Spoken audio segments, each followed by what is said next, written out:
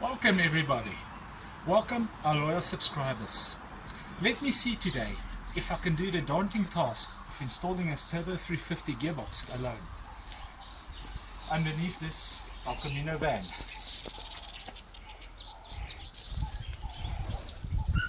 First things first, let me get it underneath the vehicle, and then on top of my home bolt jack I'll show you just now.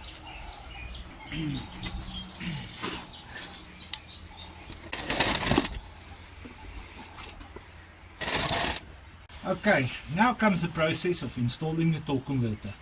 First things first, we put grease on it so it doesn't burn a seal when you fire it up initially. And then position it over so it goes right into the things inside the fins, and then line it.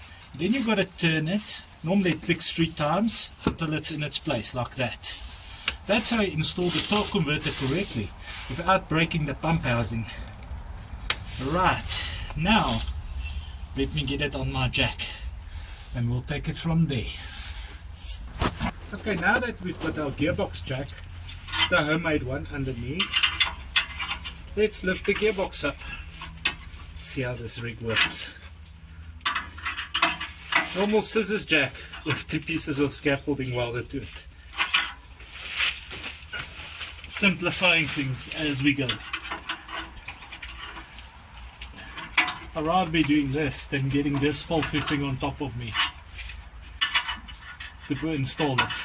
As the client didn't have money to redo the old gearbox, and the old gearbox is pretty much buggered up, it's easier to just install gearbox, and like he said, you'll hold his fingers crossed that this gearbox is right. I don't really like that sort of thing, but yeah, I know money is an issue sometimes. So far it seems to be going well.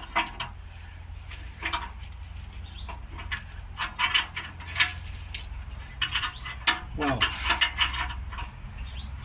I remember back in the day being young, doing this, getting the gearbox on top of me and pushing it up with hands and knees to get it in place.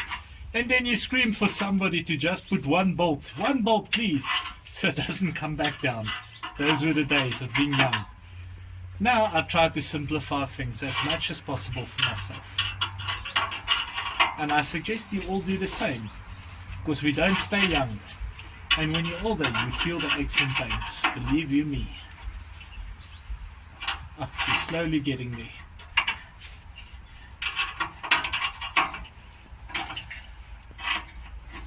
Oh, another 4 inches, 5 inches.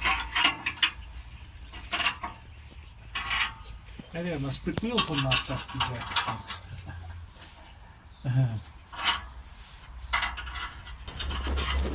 Sure. This bucket isn't even lifted as high as I normally actually lift it.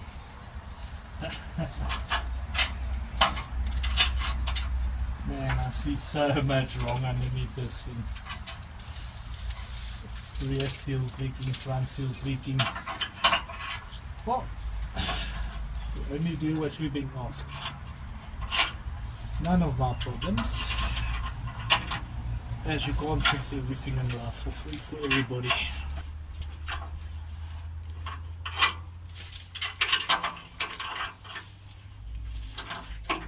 This jack is slow. I should have made a hydraulic jack.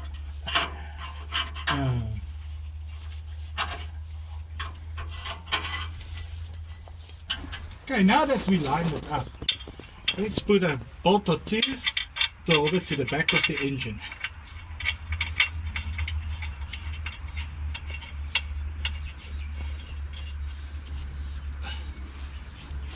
Then we can start buttoning up the other things once it's kept at the back of the engine.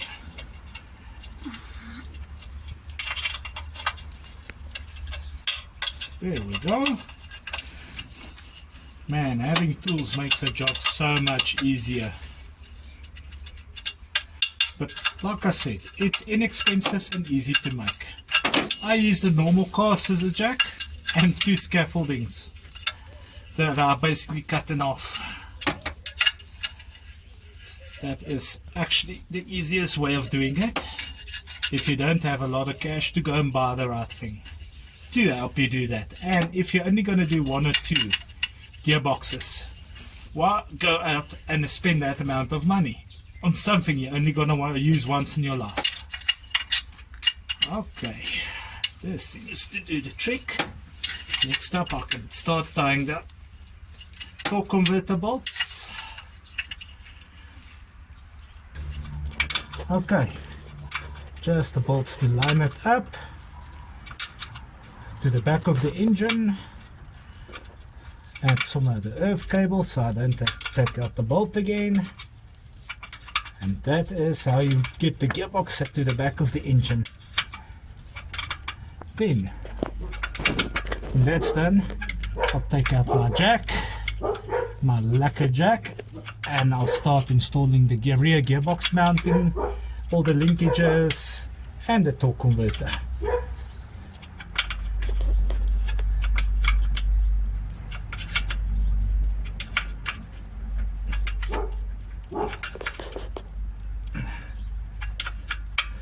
That's coming nicely. Man, they only had 2 bolts in this gearbox when I stripped it out first time. The whole thing was flexing, child pump, everything. And then noticed it doesn't want to go into gear. When I pulled it, the pump was shut. The old box. Because it was walking on the back of the engine. And that's why the housing was also broken. Because people didn't install all the bolts. Or probably tighten them like they should. So. Let's see.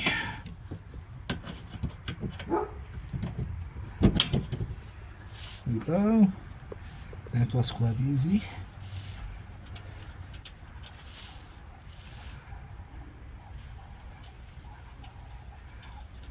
Just okay, that way around. Okay.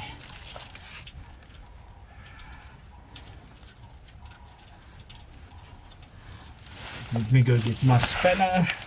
Good.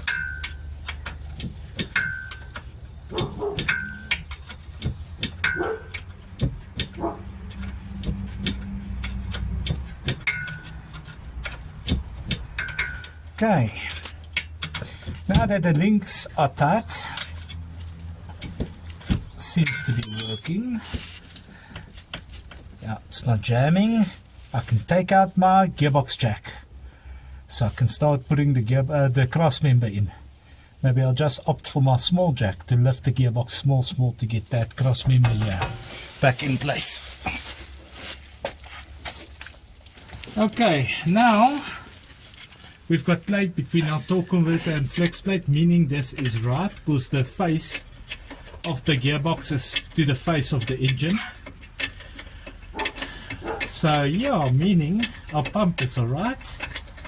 I can now tighten down torque converter bolts, which I already put to line up the flex plate and torque converter.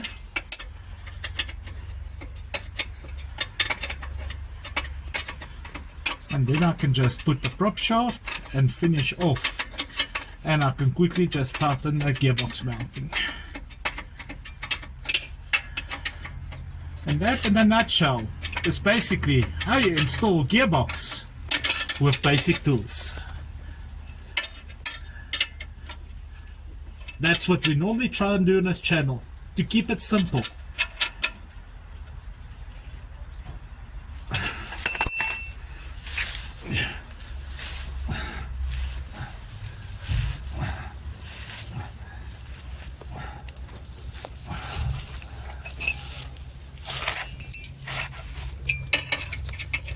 Yep. Reminds me of a story. One day I got an engine that was stuck. Years standing. And we couldn't turn it. Previous guys broke the bolt out on the front crank pulley. Also laid underneath it. and I started rocking the torque converter, and I eventually broke it loose. Let me just tighten the gearbox mounts here quickly also.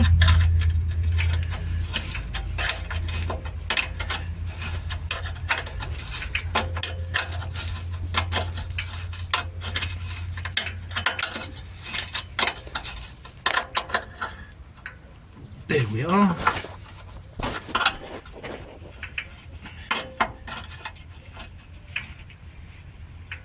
And there we are.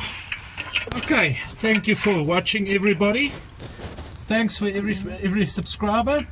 Let's see how we can go. Hopefully I taught you something. Hopefully I just showed you how I normally do it. Thank you very much. Be blessed. Go well.